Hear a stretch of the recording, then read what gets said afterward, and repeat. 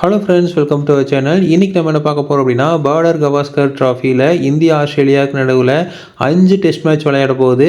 அதில் வந்து முகமது ஷமி பார்ட்டிசிபேட் பண்ணுவாரா அப்படிங்கிற ஒரு கேள்வி எழுந்திருக்கு. அதை பற்றி தான் இந்த பதிவில் வந்து பார்க்க போகிறோம். பிசிசிஐ இதுக்கு என்ன முடிவு எடுக்க போகிறாங்க அப்படிங்கிறத பற்றி இந்த பதிவில் பார்க்கலாம்.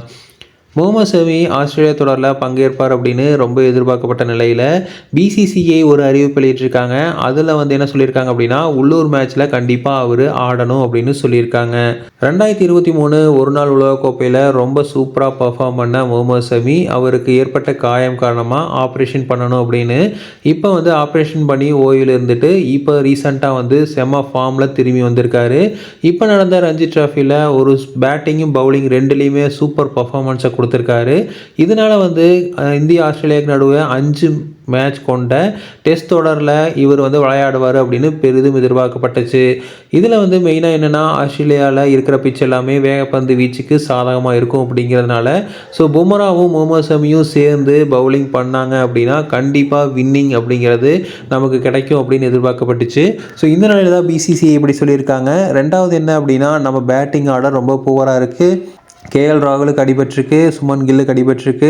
அது மட்டும் இல்லாமல் ரோஹித் சர்மா ஃபஸ்ட்டு மேட்ச்சில் விளையாட மாட்டேன்னு சொல்லியிருக்காரு. பேட்டிங் லைனப் ரொம்ப கம்மியாக இருக்கிறதுனால நம்ம பவுலிங்கை மட்டுமே நம்பி இருக்க வேண்டியதாக இருக்குது. பவுலிங்கில் முகமது ஷமி வந்து சூப்பராக பர்ஃபார்ம் பண்ணக்கூடியவர், அதே மாதிரி பும்ரா வந்து பர்ஃபார்ம் பண்ணக்கூடியவர். இந்த 2 பேர் இருக்காங்க அப்படிங்கிற பட்சத்தில் மற்ற 2 பேர் சப்போர்ட்டிங் பவுலர்ஸ் இருந்தாங்க அப்படின்னா ஈஸியாக வந்து அவங்கள ரொம்ப கம்மியான ஸ்கோர்லேயே வந்து அவங்கள வந்து சுருக்க முடியும்.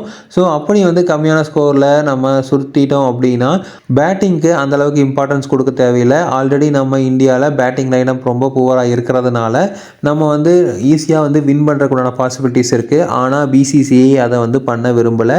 பிசிசிஐ கண்டிப்பாக வந்து இங்கே நடக்கிற லோக்கல் மேட்சை முகமது ஷமி விளையாடணும் அப்படின்னு சொல்லியிருக்காங்க.